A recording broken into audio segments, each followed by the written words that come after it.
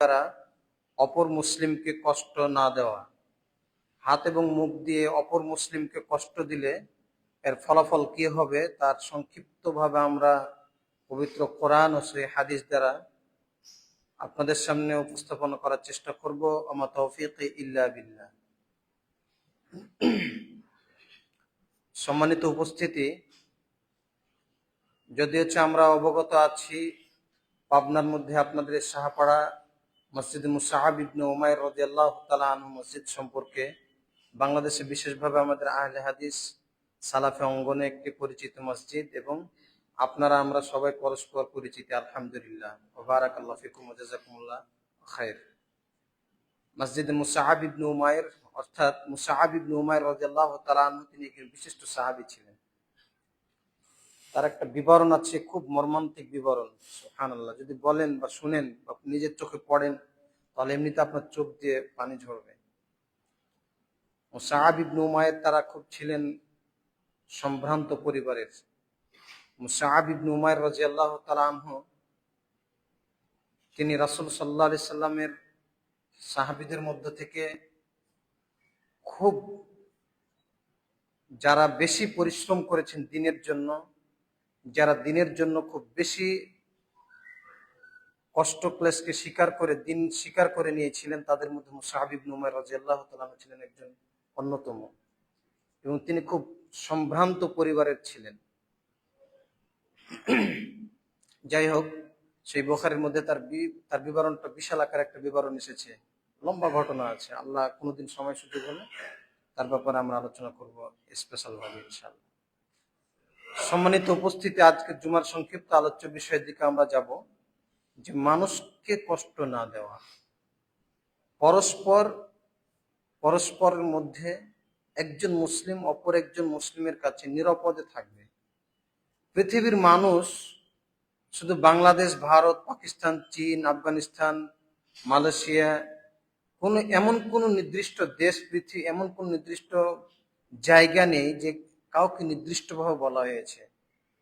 যতগুলো হাদিস লক্ষ্য করবেন, শুনবেন, পড়বেন, দেখবেন, সব জায়গায় যেন মানুষ সবাইকেই বলছেন আল্লাহ রাসূল যে তোমরা মানুষকে একে অপরকে কষ্ট দিও না, একে অপরকে মুখ এবং হাত দ্বারা কষ্ট দিও না।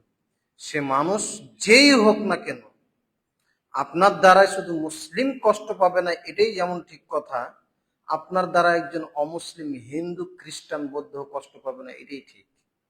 আপনার কাছে আমার কাছে একজন হিন্দু নিরাপদে থাকবে এটাই ঠিক।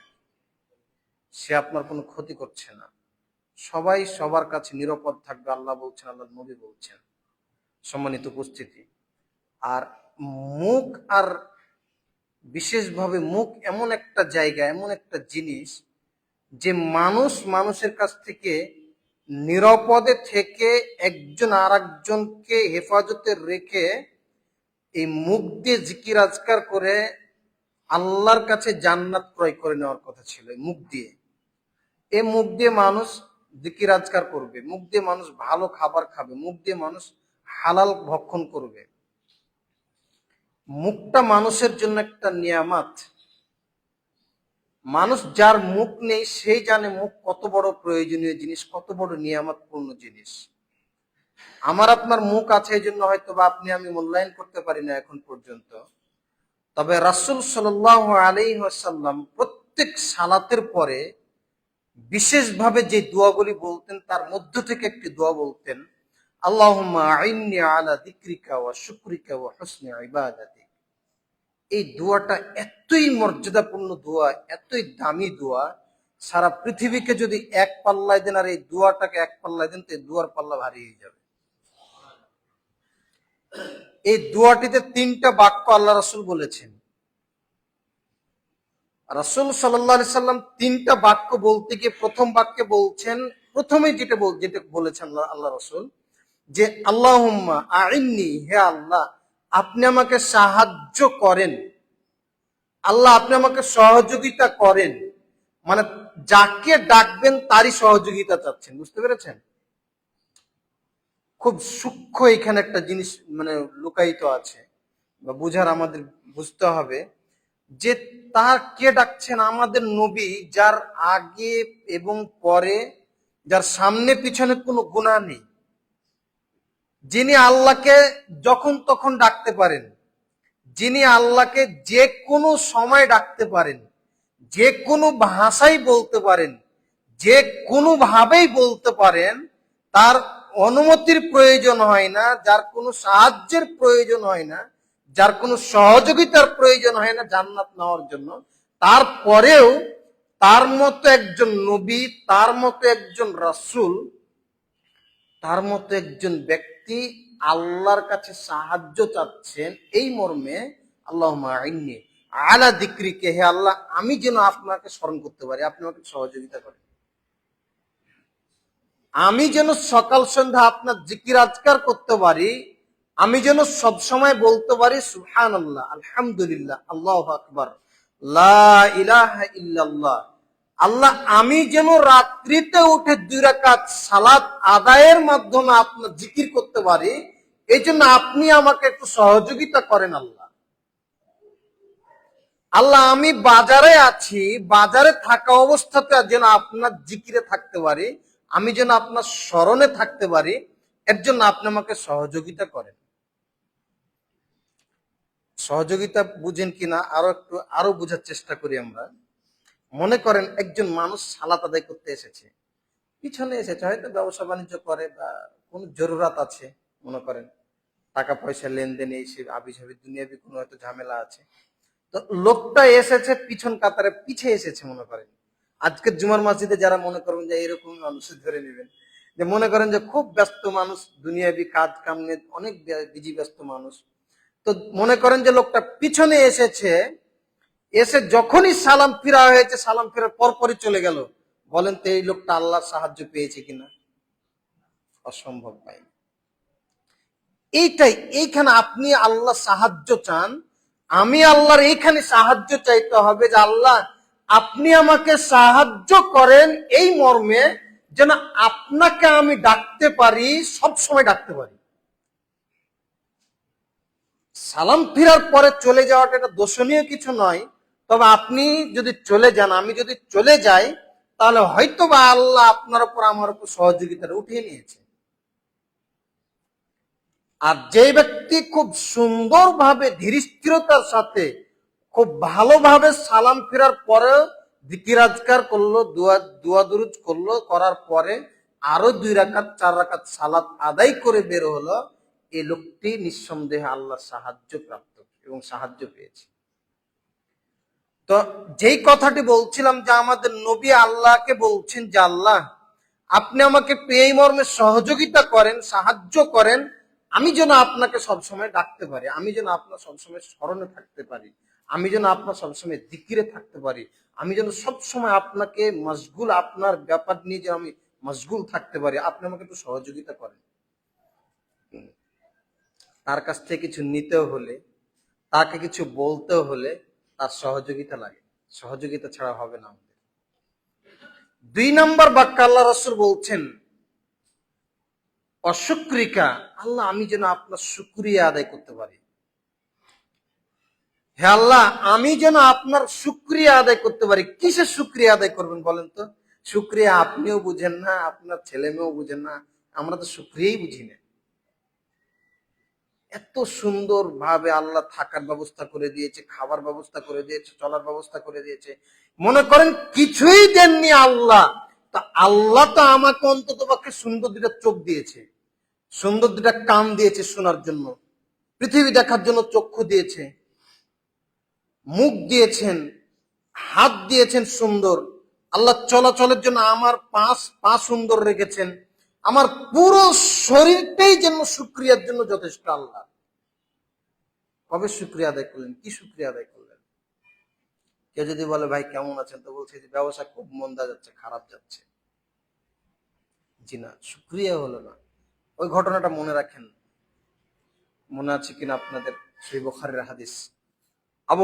আবু হুরায়রা রাদিয়াল্লাহু তাআলা আনহু বলছেন যে রাসূল সাল্লাল্লাহু আলাইহি সাল্লাম বলেছেন, ইব্রাহিম আলাইহিস সালাম তার বৌমার কাছে এসেছিলেন, প্রথম বৌমা কি বলেছিলেন মনে আছে? বলেছিলেন তোমরা কেমন আছো? বলেছিলেন যে আমরা কোন রকম দিনকাল কাটছে। তখন তিনি বলেছিলেন যে ইসমাইল কোথায় গেছে? ইসমাইল বাইরে গেছে।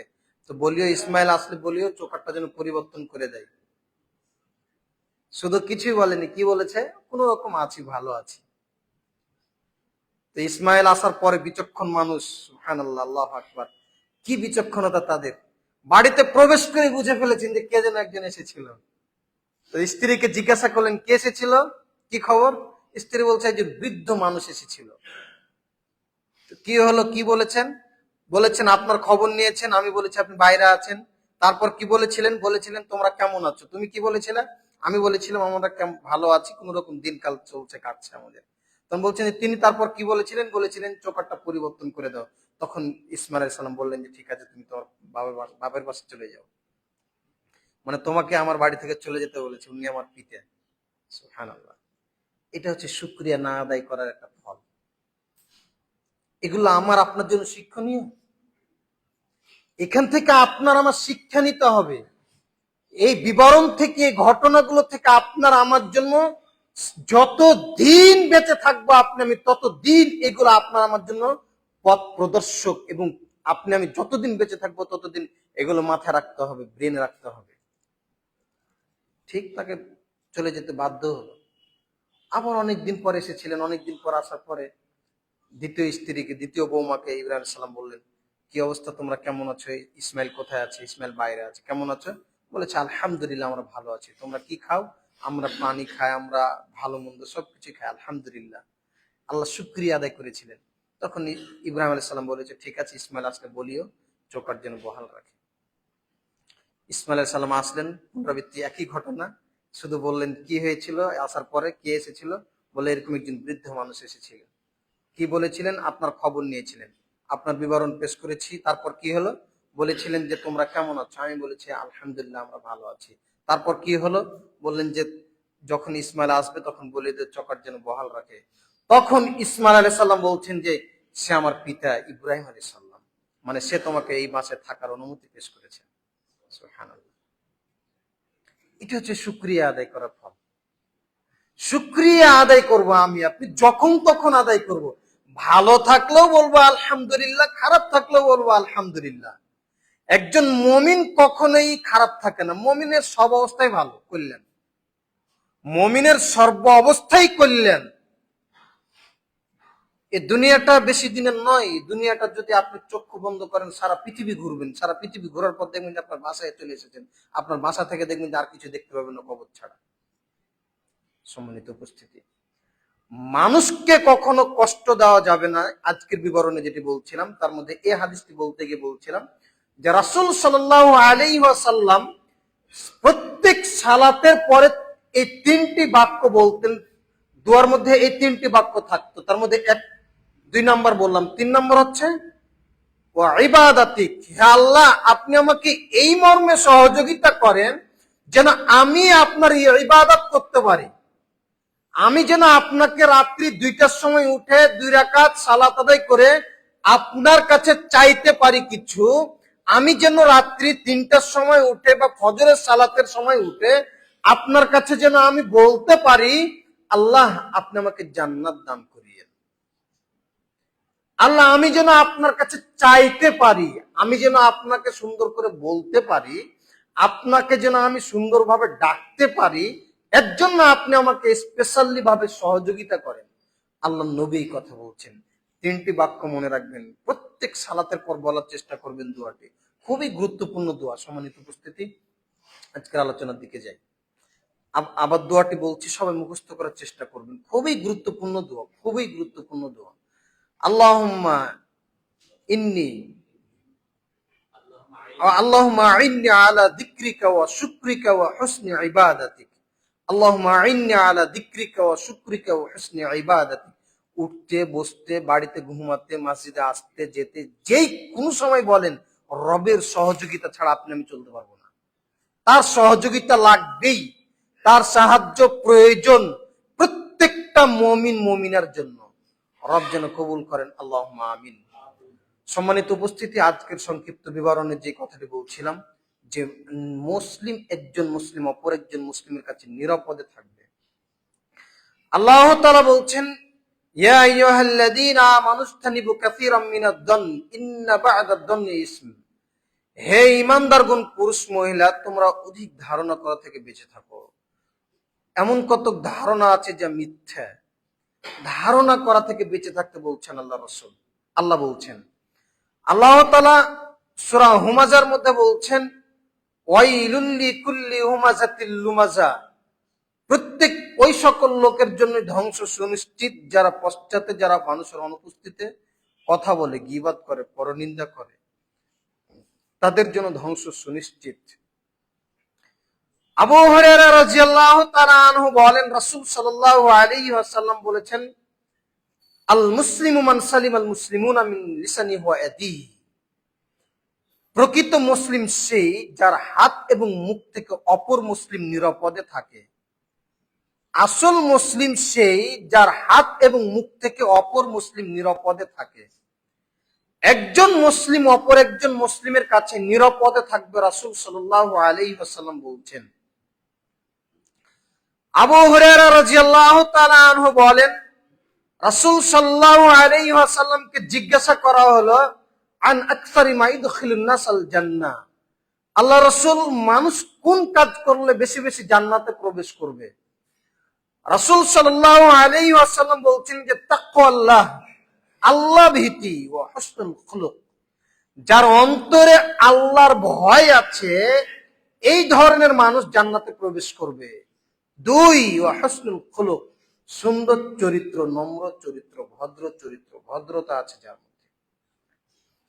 রাসূল সাল্লাল্লাহু আলাইহি ওয়াসাল্লামকে জিজ্ঞাসা করা হলো, আন আকসারি মা ইদখিলুন নাস আল জান্নার, মানুষকে কোন কাজে বেশি বেশি জাহান্নামে ঢুকানো হবে, জাহান্নামে প্রবেশ করা হবে? কি কাজ করলে মানুষকে বেশি বেশি জাহান্নামে প্রবেশ করা হবে? রাসূল সাল্লাল্লাহু আলাইহি ওয়াসাল্লাম বলছেন, আল ফাম ওয়াল ফারজ, মুখ এবং লজ্জা স্থান, এই দুইটি জিনিস মানুষকে বেশি বেশি জাহান্নামে ঠেলে দিবে। এখানে আবার আসবো। আবু হুরায়রা রাদিয়াল্লাহু তাআলা আনহু বলছেন, রাসূল সাল্লাল্লাহু আলাইহি ওয়াসাল্লাম বলেছেন, তাজিদুনা শাররান নাস জাল ওয়াজহাইন আল্লাযী ইয়াতি হাউলা বিওয়াজহিন ওয়া ইয়াতি হাউলা বিওয়াজহিন। আল্লাহ নবী বলছেন যে কিয়ামতের মাঠে সবচেয়ে নিকৃষ্ট মানুষ, সবচেয়ে জঘন্য মানুষ, সবচেয়ে অপছন্দনীয় মানুষ, সবচেয়ে নিকৃষ্ট মানুষ, তাজিদুনা মানে সবচেয়ে নিকৃষ্ট মানুষ, সবচেয়ে জঘন্য মানুষ, যাকে দেখতে পারেন না, মনে করেন এরকম নোংরা মানুষ, যে বিচ্ছিরি মানুষ, অসভ্য মানুষ, সেই হবে যার মুখ হবে দ্বিমুখী, যার দুইটা মুখ হবে। আল্লাযী ইয়াতি হাওলা বিওয়াজহিন ওয়া ইয়াতি হাওলা বিওয়াজহিন, এক মুখ নিয়ে এর কাছে আসবে আর এক মুখ নিয়ে এর কাছে যাবে। দ্বিমুখী মানুষের ব্যাপারে আল্লাহর নবী বলছেন যে এরা কিয়ামতের মাঠে সবচেয়ে খারাপ মানুষ হবে, এরা কিয়ামতের মাঠে সবচেয়ে বদ মানুষ হবে, নোংরা মানুষ হবে, অসভ্য মানুষ হবে। সম্মানিত উপস্থিতি, মুখ মানুষের জন্য খুব নিয়ামতপূর্ণ একটা জায়গা, কিন্তু মানুষ ব্যবহার করতে জানলেন না।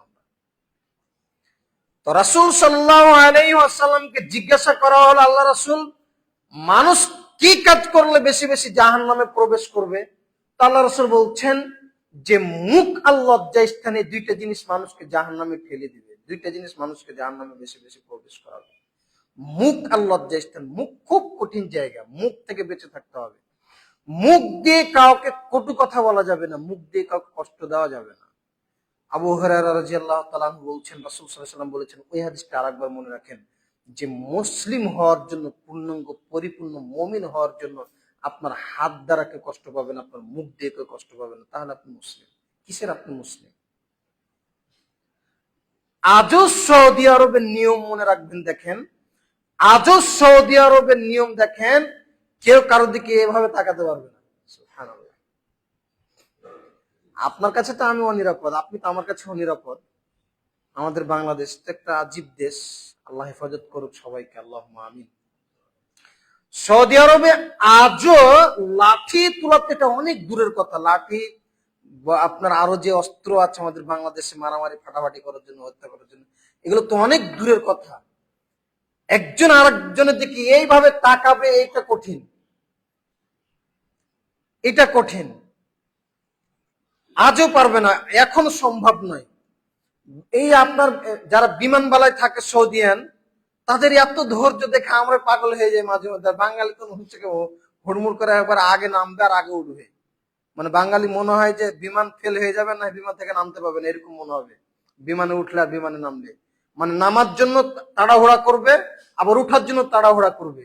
তো তারা শুধু বলবে ইসবির ইসবির, একটু ধৈর্য ধরো, ইস্তারে, তোমরা সুন্দরভাবে বসে থাকো, সময় হলে তোমরা নামবা। তাদের ভাষা এরকম, শুধু এভাবে হাত ইশারাতে জাস্ট বলবে, আর কিছু না। আর আমাদের বাংলাদেশের মানুষ হলে ওকে হয় শুনলে শুনলে থাপ্পড় মেরে দিবে। এটাই দেখেন কত পার্থক্য আছে। আমাদের এই সেমিস্টারের ফাইনাল পরীক্ষা একটা আমাদের একটা কথা বলি, এই সেমিস্টারের ফাইনাল পরীক্ষায় আমাদের একজন দপ্তর পরীক্ষা নিচ্ছেন। তো পরীক্ষা নিতে নিতে একজন ছাত্র, সৌদিয়ান ছাত্র, আসতে দেরি করেছে, অনেক দপ্তর ঢুকতে দেয়, দেরিতে আসলে ওর অনেকে নিয়ম, যেটা দপ্তরের এখতিয়ার, ইচ্ছে, চাইলে সে ঢুকতে দেবে, না চাইলে ঢুকতে দিতে পারে না, কোনো সমস্যা নেই তার। তো দপ্তর একটু কড়া টাইপের ছিলেন এবং তিনি সময়ের ব্যাপারে খুব সজাগ ছিলেন, আর ঢুকতে দিচ্ছেন না। তো ঢুকতে না দেওয়ার কারণে দেখেন ছাত্রটা এতই বার রিকোয়েস্ট করলো, খুব ভালোভাবে বলতে বলতে বলতে বলতে একটু মনটা খারাপ করে ছাত্রটা চলে গেল, ছাত্রটাকে পরীক্ষায় দিতে দেয়। আর আপনার কলেজে যদি হতো আর আপনার ভার্সিটিতে যদি হতো, তাহলে বলবে যে আমার মামু আছে না, খালা আছে না। আপনি আজও সৌদি আরবকে যদি ঘৃণা করেন তা আপনার ইমানের ত্রুটি আছে, এটাই সত্য কথা। আজও সৌদি আরবের নিয়ম কানুন মুসলিমদের জন্য নিরাপদ, আজও সৌদি আরবের নিয়ম কানুন মুসলিমদের জন্য নিরাপদ, অথচ আপনার কাছে আরেকজন মুসলিম নিরাপদ নয়। আপনার কাছে আপনার দেশের নিয়ম নিরাপদ নয়, যে আপনার দল করে এই জন্য একটা ছেলেকে একজন দপ্তর পরীক্ষা দিতে দিবে না বা ঢুকতে দিবে না, এই জন্য আপনি ফোন দিয়ে বলবেন আপনার কাছে আপনার দেশের নিয়মিত নিরাপদ না, তা আপনি কিসের নিরাপদ, আমি কিসের নিরাপদ? আর দপ্তর যা বলেছে সেটাই হবে, কেউ ফোন দিবে না, ফোন দেওয়ার কোনো হিসাবই নাই এখানে, কেউ বলবেই না, মানে শরমে বলবে না। তা আমাদের দেশে তো শরম লজ্জা নাই বললেই চলে, মানে কেউ যদি কারো সাপোর্ট করে, কেউ যদি কারো দল করে, তাহলে বলতে কোনো হিসাবই করবে না, ফোন দিয়ে বলে দিবে। আজীব ব্যাপার, জি না? আজও সৌদি আরবের কাছে আমাদের দেশের বা পৃথিবীর অন্যান্য মুসলিম দেশের মাথা নত করতে হবে নিয়মের ব্যাপারে, জরুরি। তাদের কাছ থেকে শিখতে হবে, জরুরি। বাংলাদেশ এয়ারপোর্ট থেকে নেমেই যখন আমরা ওই আপনার পাশেই যখন রেল স্টেশনে আসলাম, আসার পরে দুইজনকে দেখছি যে বসা নিয়ে মারামারি শুরু করে দিয়েছে। একটু ট্রেন আসতে দেরি হয়েছে, তাই একজন বসে আছে বা দুইজন বসে আছে, আপনি যদি সেখানে বসতে চান তা ওরা একটু পাশাপাশি হয়ে বসে আপনাকে বসার জায়গা করে দিবে, আজও করে দিবে। আপনার মধ্যে এই উদারতা নাই, আমার মধ্যে কেই পারে না। আপনার প্রতিবেশী মনে করেন যে আপনার ভাই আপনাকে দেখতে পারে না, আপনার ভাই আপনাকে গালিগালাজ করে, তাহলে কি করবেন? আপনি মুখখানটা বন্ধ রাখেন, দিচ্ছে দেখ, 5 দিন দিবে, 10 দিন দিবে, 5 বছর দিবে, 10 বছর দিবে, আর দিতে দিতে সে নিজে ক্লান্ত হয়ে পড়বে, আর দিবে না। আপনি মাজলুম হয়ে মারা যান, আপনার জন্য জান্নাত। আর জালেম হয়ে মারা যাবেন, আপনার নিজেরও হিসাব দিতে হবে, যার উপর জুলুম করেছেন তারও হিসাব দিতে হবে। সম্মানিত উপস্থিতি, বলছিলাম রাসূল সাল্লাল্লাহু আলাইহি ওয়াসাল্লামকে জিজ্ঞাসা করা হলো, আল্লাহ রাসূল, মানুষকে কোন কাজে বেশি বেশি জাহান্নামে প্রবেশ করাবেন?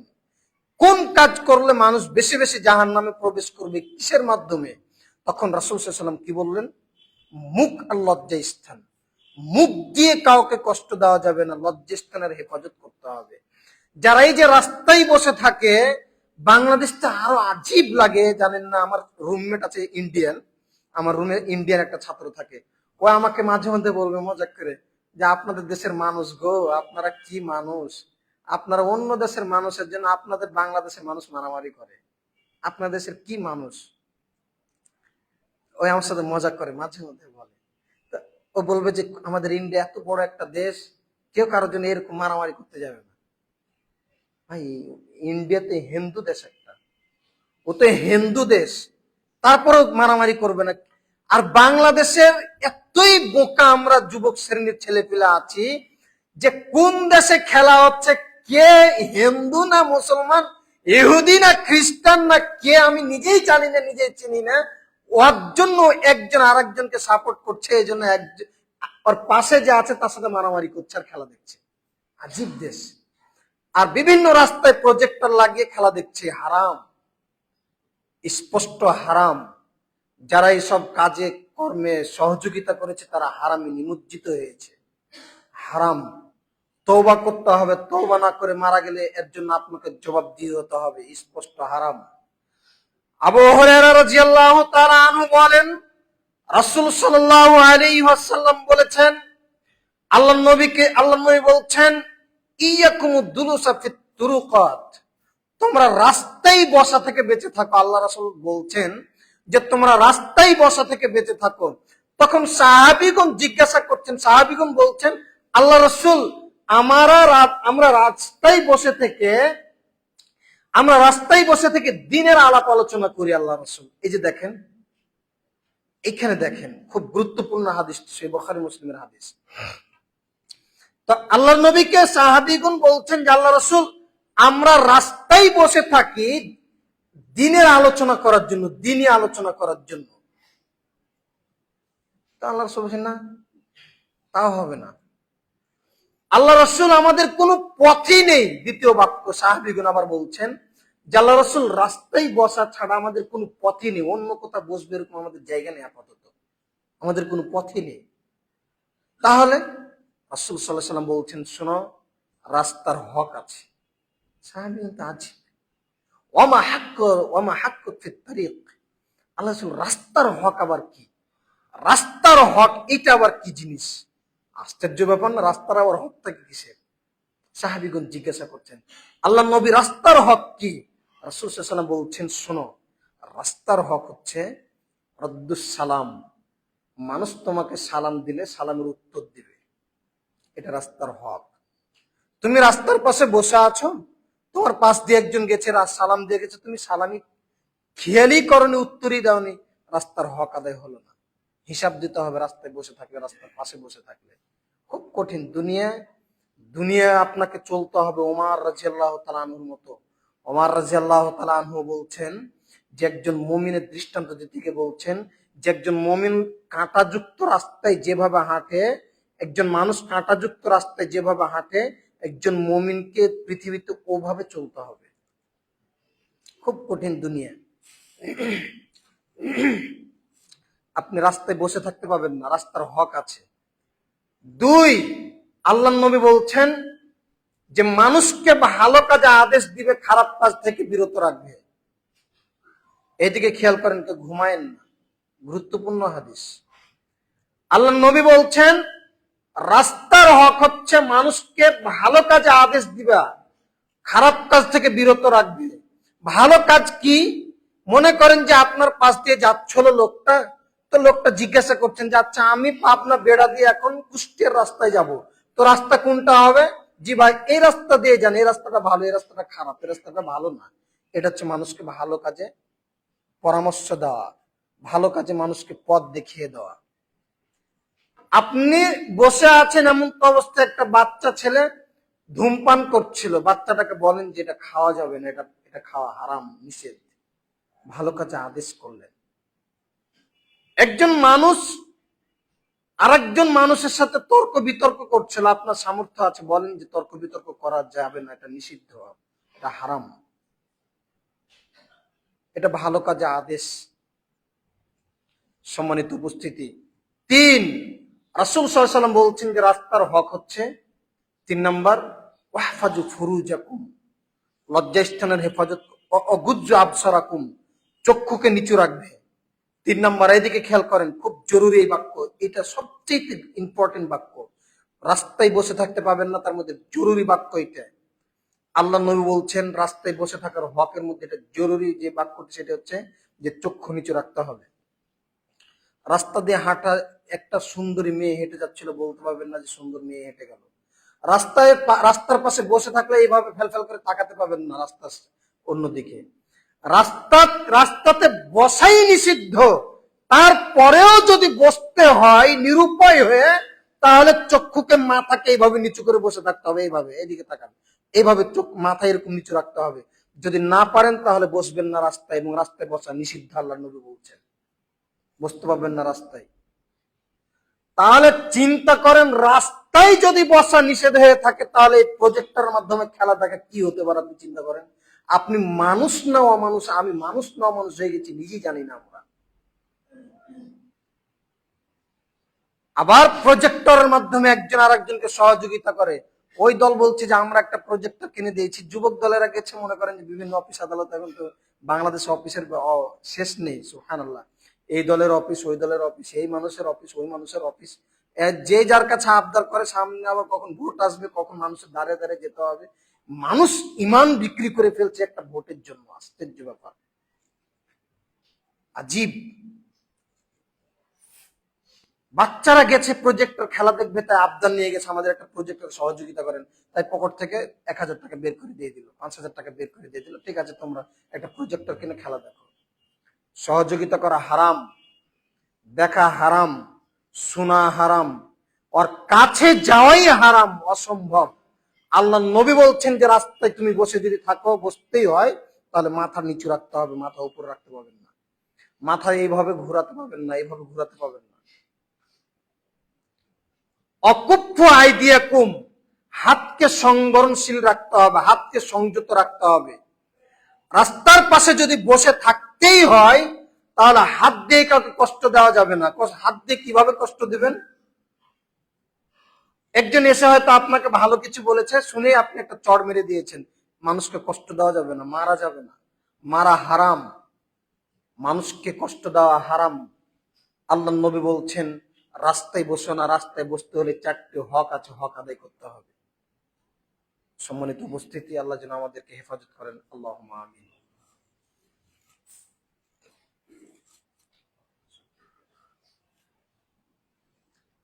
আলহামদুলিল্লাহ কাফা ওয়া সালামুন আলা ইবাদিহি আল্লাযিনা ইসতাফা, আম্মা বা'দ। সম্মানিত উপস্থিতি, বলছিলাম একজন মুসলিম অপর একজন মুসলিমের হাত এবং মুখ থেকে নিরাপদে থাকা, অর্থাৎ আপনার মুখ এবং হাত থেকে অপর একজন মানুষ নিরাপদে থাকবে, রাসূল সাল্লাল্লাহু আলাইহি সাল্লাম বলেছেন। আবু হুরায়রা রাদিয়াল্লাহু তাআলা আনহু বলেন, রাসূল সাল্লাল্লাহু আলাইহি ওয়াসাল্লাম বলেছেন, মান কানা লাহু ওয়াজহানি ফিদ দুনিয়া কানা লাহু লিসানানি মিনান নার। যারা দুনিয়াতে দ্বিমুখী মানুষ হবে, যারা দুনিয়াতে দ্বিমুখী মানুষ হবে, কিয়ামতের মাঠে তাকে 2টি আগুনের জিহ্বা দেওয়া হবে। যারা দুনিয়াতে দ্বিমুখী মানুষ হবে, এর কাছে এক কথা বলবে, আর একজনের কাছে আর এক কথা বলবে। যারা এরকম দ্বিমুখী চরিত্রের মহিলা হবে, যারা এরকম দ্বিমুখী চরিত্রের পুরুষ হবে, মানুষ হবে, তাদেরকে কিয়ামতের মাঠে আগুনের 2টা জিহ্বা দেওয়া হবে, আগুনের জিহ্বা। খুব কঠিন, বেঁচে থাকতে হবে। মুখ দিয়ে কখনো কটু কথা বলা যাবে না, মুখটাকে বন্ধ রাখতে হবে। আবু হুরায়রা রাদিয়াল্লাহু তাআলা আনহু বলেন, রাসূল সাল্লাল্লাহু আলাইহি ওয়াসাল্লাম বলেছেন, কুল খাইরুন আও লিয়াসমুত। বললে ভালো বলো, না হয় মুখটা বন্ধ রাখো। আল্লাহ নবী এই কথা বলছেন। মুখ দিয়ে কোনো কথা যদি বলতেই হয় তাহলে ভালোটা বলতে হবে, আর নয় মুখটা বন্ধ রাখতে হবে। বেশি কথা বলা যাবে না মুখ দিয়ে, বেশি কথা বললে আপনি গুনাহের মধ্যে পড়ে যাবেন। বেশি কথা বলা যাবে না। রাসূল সাল্লাল্লাহু আলাইহি ওয়াসাল্লাম বলেছেন, সাহল ইবনে সাদ রাদিয়াল্লাহু তাআলা আনহু বলেন, রাসূল সাল্লাল্লাহু আলাইহি ওয়াসাল্লাম বলেছেন, মান ইয়াযমান লিমা বাইনা লিহিহি ওয়া মা বাইনা রিজলাইহি আযমাল্লাহুল জান্নাত। শোনো, যারা 2টা জিনিসের জিম্মেদারিত্ব গ্রহণ করবে, আমি নবী তাদেরকে জান্নাতে নিয়ে যাওয়ার জিম্মেদারিত্ব গ্রহণ করছে। এদিকে খেয়াল করেন, আলোচনা শেষ পর্যায়ে আমরা চলে আসব। আল্লাহ নবী বলছেন যে 2টা জিনিসের জিম্মেদারি সারা পৃথিবীর মানুষ যদি নিয়ে নেয়, সারা পৃথিবীর মানুষ যদি 2টা জিনিসের জিম্মেদারিত্ব নেয়, আমি নবী সারা পৃথিবীর মানুষকে জান্নাতে প্রবেশ করাবো, এর জিম্মেদারিত্ব আমার। চিন্তা করেন, সার্টিফিকেট দিয়ে দিচ্ছে আপনাকে আমাকে।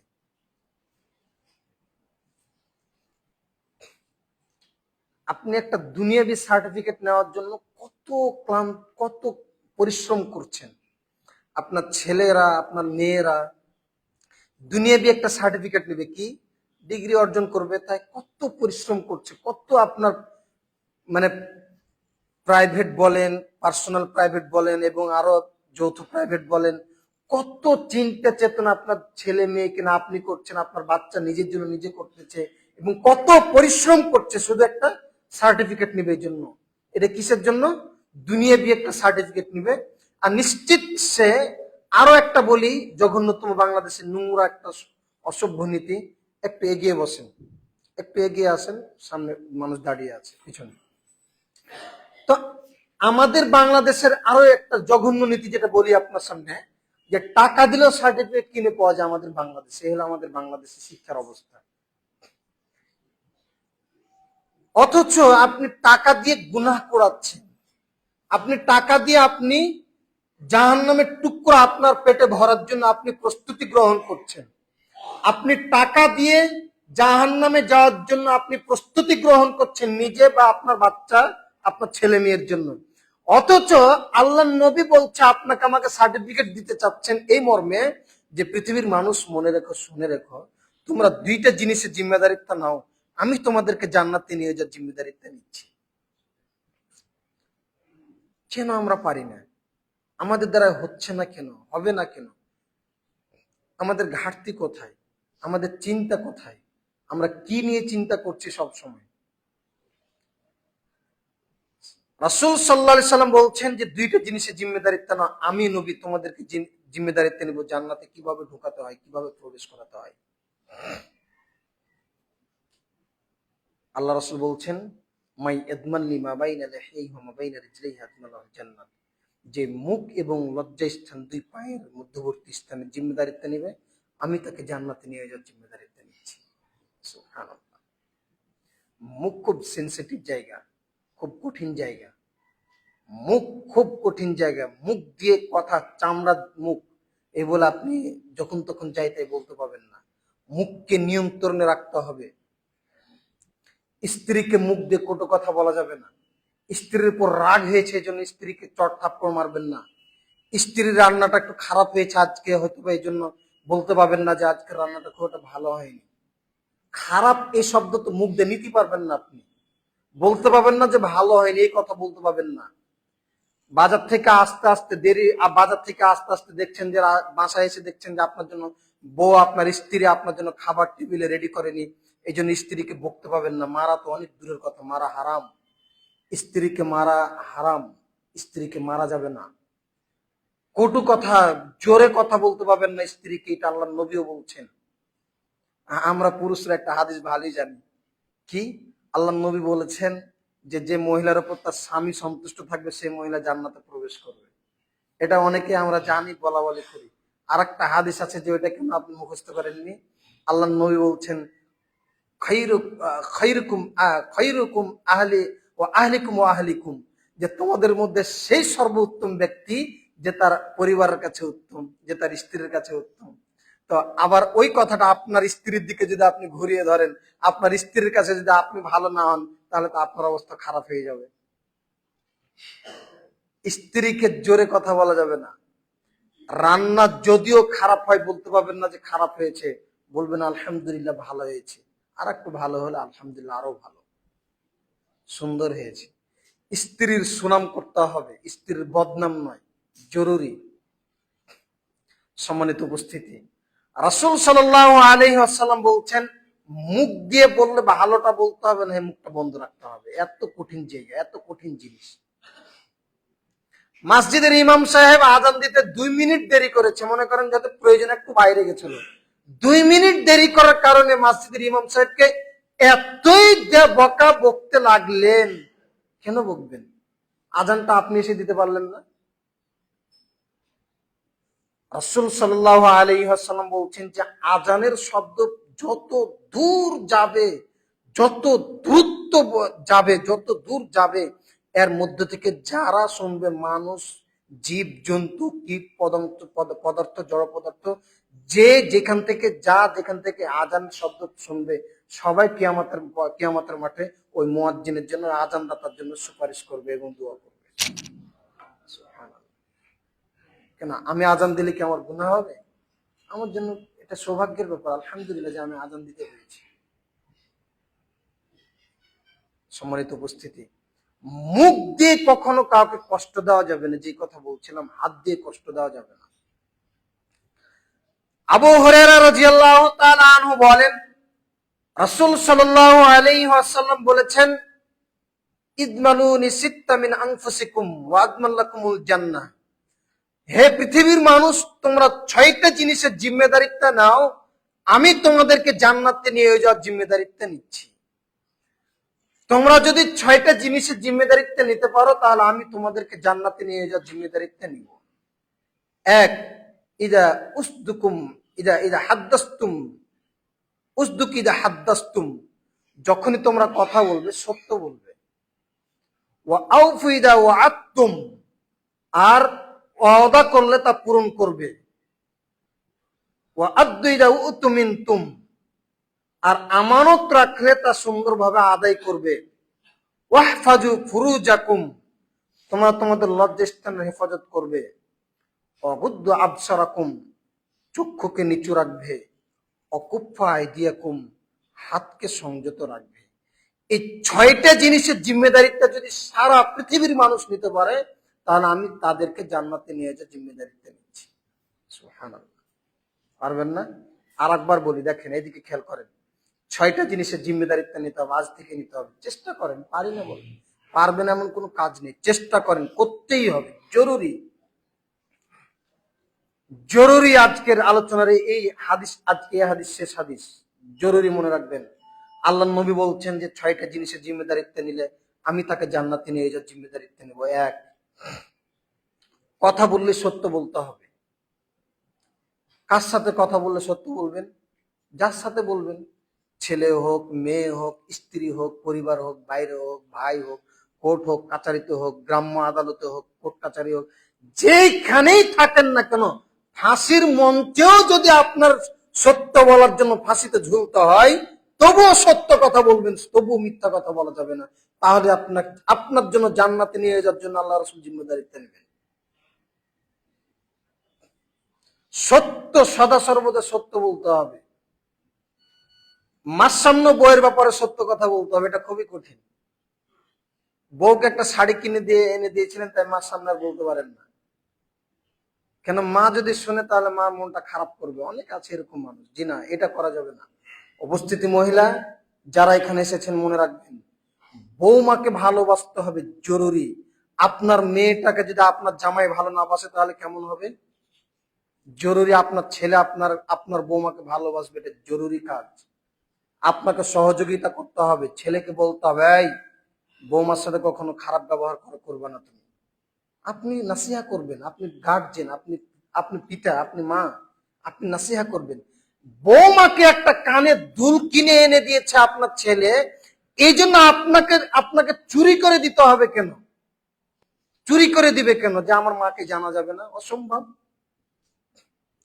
মাকে জানিয়ে দিতে হবে, বলেই দিতে হবে, শান্তভাবেই দিতে হবে, জরুরি।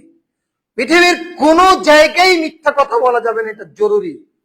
জি, ইব্রাহিম আলাইহিস সালাম 3 জায়গায় মিথ্যা কথা বলেছিলেন, আল্লাহ সন্তুষ্টির জন্য। এটা মিথ্যা ছিল না, আসলে ওটা আল্লাহ সন্তুষ্টির জন্য বলেছিলেন তিনি।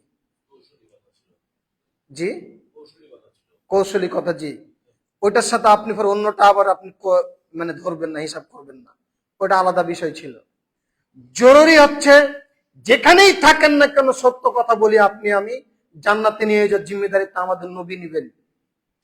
2, ওয়াদা করলে পূরণ করতে হবে। কি ওয়াদা করেছিলেন? ওয়াদা করেছিলেন যে মুসাব ইবনে উমাইর মসজিদে আমরা সামনে সপ্তাহে গিয়ে জুমার খুতবা শুনবো বা সালাত আদায় করবো। জি বাবু ভাই, আপনার মসজিদে আমরা যাবো ইনশাআল্লাহ। এই ওয়াদা করেছিলেন, ওয়াদা আপনাকে পূরণ করতেই হবে, জরুরি। আপনার বোনকে বলেছিলেন যে ঠিক আছে আমি সামনের দিন তোমার বাসায় যাব, ওয়াদা করেছিলেন, জরুরি যাবেন। 3, আমানত রাখলে তা আদায় করতে হবে, জরুরি ভিত্তিতে। মসজিদের হোক, মাদ্রাসার হোক, অর্থ যেভাবে দিয়েছে ওভাবে রাখতে হবে, এটা জরুরি। এগুলো যে কোনো বিষয় হোক না কেন, আমানত রাখলে সুন্দরভাবে আদায় করতে হবে। একটা কথার আমানত, অর্থনৈতিক আমানত না। মনে করেন একটা কথার আমানত। আমি আপনাকে বললাম ভাই এই ঘটনা ঘটে গেছে, তো এই ঘটনাটা আর কাউকে বলার দরকার নেই, এটা আপনাকে আমানত স্বরূপ জাস্ট আমি বললাম আপনাকে, আপনি আপনার ভিতরেই রাখবেন, এটা হচ্ছে আমানত। জান্নাতে নিয়ে যাওয়ার জন্য জিম্মেদারিত্ব নেবেন তিনি। চার নম্বর হচ্ছে কি যেন বললাম, যে চক্ষু নিচু রাখতে হবে। চক্ষু নিচু রাখতে হবে সব সময়। রাস্তায় হাঁটছেন তো মাথা নিচু করে হাঁটবেন। আল্লাহ তাআলা বলছেন মহিলাদের ব্যাপারে যে তোমরা জাহিলিয়াতের যুগের মতো প্রদর্শনী দিয়ে ঘুরে বেড়ায়ও না। মেয়েদেরকে বলেছে, এটা আল্লাহ বলেছেন, আল্লাহ রাসূল অনেক হাদিসে বলেছেন মেয়েরা খুব ঢিলা ঢালা এবং খুব সুন্দর ভদ্র শালীন পোশাক পরে বাড়ি থেকে বের হবে। অনেক হাদিস দ্বারা স্পষ্ট বোঝা যায়। অনুরূপ ভাবে পুরুষদের ব্যাপারে হিজাব রয়েছে, পর্দা রয়েছে, জরুরি। পুরুষদেরকে পর্দার ভিতরে থেকে চলাচল করতে হবে পৃথিবীতে। কি পর্দা? যতটুকু প্রয়োজন ততটুকুই পুরুষরা পর্দা করবে। পর্দা বলতে তার মেয়েদের মতো আপনি আমি আর ওই পোশাক পরবো না। তবে আল্লাহ নবী বলছেন যে চক্ষু নিচু রাখতে হবে, মানে মাথা নিচু করে আপনি রাস্তায় চলবেন। রাস্তায় চলতে গেলে হিসাব করে চলতে হবে। আল্লাহ নবী বলছেন যে হাত দিয়ে কষ্ট দেওয়া যাবে না। 6 নম্বরে আল্লাহ রাসূল বলছেন মুখ দিয়ে কষ্ট দেওয়া যাবে না। সম্মানিত উপস্থিতি, চেষ্টা করুন এই 6টা আমল করার ব্যাপারে। জীবন বাজি রেখে চেষ্টা করেন। বলছেন পারবো না, মানে পারতেই হবে। পারবেন না কেন? পারবো না কেন? আমি তো মানুষ, আমাকে পারতেই হবে। আমার জিম্মেদারিত্ব নিবেন জান্নাতে নিয়ে যাওয়ার জন্য। আমি অন্তত জীবন বাজি রেখে চেষ্টা করবো আজ থেকে মানুষকে মুখ দিয়ে কষ্ট দিব না, হাত দিয়ে কষ্ট দিব না। এটা জরুরি। আজকের সংক্ষিপ্ত আলোচ্য বিষয়ের সারমর্ম আপনাদের সামনে পেশ করে আলোচনা শেষ করব ইনশাআল্লাহ। আজকের বক্তব্যের সারমর্ম জরুরি বিষয় হচ্ছে মানুষের পশ্চাতে, মানুষের অনুপস্থিতিতে কারো গীবাত, পরনিন্দা বা কারো ব্যাপারে বদনাম না করা। আজকের আলোচনার শেষ মর্মে এসে আরো বলছে আপনাকে হাত দিয়ে কাউকে কষ্ট দেওয়া যাবে না। কাউকেই নয়, হাত দিয়ে কখনো কাউকে চটথাপ্পড় তুলতে পাবেন না। যদি আপনার ক্ষতি হয়ে যায়, ক্ষতি স্বীকার করে থাকতে হবে। এটার নামে আপনি মুসলিম, এটার নামে আমি মুসলিম। 5 টাকা যদি খরচ বেশিও হয়ে যায় আপনার আমার, তবু স্বীকার করে আপনি ওখানে মাথা নত করে নেন, আপনার আমার জন্য কল্যাণ করা হবে। হাত দিয়ে কাউকে কষ্ট দেওয়া যাবে না। আজকের বক্তব্যের সারমর্মের আরো একটি বিষয় হচ্ছে জরুরি বিষয়, মুখ দিয়ে কাউকে কষ্ট দেওয়া যাবে না। আজকের বক্তব্যের সারমর্মে যেটা আরো একটি জরুরি অংশ ছিল তা হচ্ছে লজ্জা স্থানের হেফাজত করা। সম্মানিত উপস্থিতি, আজকের বক্তব্যের সবচেয়ে গুরুত্বপূর্ণ একটা দিক ছিল তা হচ্ছে রাস্তায় বসতে পাবেন না অযথা, রাস্তায় আড্ডা দিতে পাবেন না, দোকানপাটে অযথা অনর্থক বসে গল্প গুজব করতে পাবেন না। কোন চেয়ারম্যান কেমন, কোন মেম্বার কেমন, কে কেমন, কোন এমপি কেমন, কোন মন্ত্রী কেমন, এগুলো আলাপ করার কোনো প্রয়োজন নেই। আপনি নিজে গুনাহগার হবেন কেন? ও খাচ্ছে, ও খেয়ে জাহান্নামে যাবে। ও তো খেয়ে আর নিজের ক্ষতি করছে, আপনি বলে আবার কেন আপনার ক্ষতি করবেন? এই জন্য রাস্তায় বসবেন না, অপ্রয়োজনীয় অনর্থক গল্প গুজবের জন্য দোকানপাটে আড্ডা দিবেন না। বাড়িতে বসে স্ত্রীর সাথে সময় কাটাবেন, বাড়িতে বসে মেয়ের সাথে সময় কাটাবেন, বাড়িতে বসে ছেলের সাথে সময় কাটাবেন, বাড়িতে বসে একটু কোরআন তেলাওয়াত করবেন, বাড়িতে বসে থেকে ইসলামিক বই পুস্তক পড়বেন, বাড়িতে সময় কাটান। বাড়িতে কোনো কাজই নাই, মাঠে চলে যাবেন, মাঠে গিয়ে ঘাস তুলবেন, মাঠে চলে যে একা একা কাজ করবেন। আপনি বেঁচে যাবেন, আপনার পরিবার বেঁচে যাবে। আজকের আলোচনা এখানে শেষ করি। যদি আর একটা হাদিস বলিস, আমার স্মরণ ছিল না, এই হাদিসটা বলে শেষ করব। উকবা ইবনে আমির রাদিয়াল্লাহু তাআলা আনহু বলছেন রাসূল সাল্লাল্লাহু আলাইহি সাল্লামকে জিজ্ঞাসা করা হচ্ছে, সাহাবীগণ দেখেন আপনি আমি দুনিয়ার পিছে ছুটে যাচ্ছি, যে ভাই দুনিয়াতে কোন পথে গেলে টাকা পাবো, দুনিয়াতে কোন পথে গেলে উপার্জন করতে পারবো, শুধু দুনিয়া দুনিয়া নিয়ে ব্যস্ত। অথচ সাহাবী তারা দিন এবং দুনিয়া উভয়টাকে সুন্দরভাবে গ্রহণ করতেন। বরঞ্চ তারা দুনিয়ার চাইতে দিনটাকে বেশি প্রাধান্য দিতেন। এবং সাহাবীগণ আল্লাহ নবীকে জিজ্ঞাসা করছেন, এখানে দেখেন যে আল্লাহ রাসূলকে বলছেন যে আল্লাহ রাসূল মান নাজাত, বাঁচার পথ কি আল্লাহ রাসূল? জাহান্নাম থেকে কিভাবে বাঁচতে পারবো, জাহান্নাম থেকে কিভাবে বাঁচা যায়? জাহান্নাম থেকে বাঁচার পথ খুঁজছেন সাহাবীগণ, আর আমরা জাহান্নামে যাওয়ার রাস্তা খুঁজছি। আস্তাগফিরুল্লাহ, আস্তাগফিরুল্লাহ। সাহাবীগণ বলছেন আল্লাহ রাসূল মান নাজাত, বাঁচার পথ কি? কি করলে জাহান্নাম থেকে বাঁচতে পারবো, কিভাবে চললে জাহান্নাম থেকে বাঁচতে পারবো? জাহান্নাম যে কত কঠিন জায়গা ভাই, আল্লাহু আকবার, আল্লাহ হেফাজত করুন, আল্লাহুম্মা আমিন। জাহান্নাম কত কঠিন জায়গা, কোরআন মাজিদ বেশি তেলাওয়াত করবেন। কোরআন মাজিদের একাধিক আয়াত আছে জাহান্নামের শাস্তির ব্যাপারে, কঠিন শাস্তি জাহান্নামের। তো সাহাবীগণ যখন বললেন যে বাঁচার পথ কি, তখন আল্লাহ রাসূল বলছেন আমসিক আলাইকা লিসানাক, মুখখানটা বন্ধ রাখবে, ওয়াল ইয়াসাকা বাইতুক, বাড়িতে অবস্থান করবে, অবকি আলা খাতিয়াতিক, আর নিজের পাপের জন্য আল্লাহর কাছে ক্ষমা চাইবে। এই তিনটি বাক্য আজকের বক্তব্যের শেষ হাদিস এটাই। বাড়িতে নিয়ে যাবেন, এই হাদিসটা জরুরি। যাদের স্ত্রী এসেছে তারা এখানে শুনবেন আলহামদুলিল্লাহ, আর যারা স্ত্রী যারা আসেনি তারা বাড়িতে গিয়ে বলবেন, আয়েশা বা ফাতেমার আম্মা বা আব্দুল্লাহর আম্মা, শোনো আজকের আলোচনার শেষ হাদিস ছিল এটাই, আমার দিনী ভাই বলে গেছেন। জরুরি জাহান্নাম থেকে বাঁচার জন্য তিনটি কাজ। এক, আমসিক আলাইকা লিসানাক, মুখখানটা বন্ধ রাখবা। শোনো, আমার মা যদি তোমাকে একটু কটু কথা বলেও দেয়, আমার মার সাথে প্রত্যুত্তর করেও না গো। আমার মা বয়স্ক মানুষ, হয়তো তোমাকে কোন সময় একটা কথা বলে দিয়েছে, এই জন্য আমার মা মুখের উপর কথা বলো না, বউকে এভাবে বলবেন। দুই, ওয়াল ইয়াসাকা বাইতুক, বাড়িতে অবস্থান করবেন। এটা আল্লাহ নবী আপনাকে বলছেন, এটা আপনার স্ত্রী না, এটা আপনাকে আল্লাহ রাসূল বলছেন, জরুরি। অপ্রয়োজনে বাইরে থাকবেন না। তিন, অবকি আলা খাতিয়াতিক, পাপের জন্য আপনি কাঁদবেন, আপনার স্ত্রী কাঁদবে, আপনি পরিবার নিয়ে কাঁদবেন।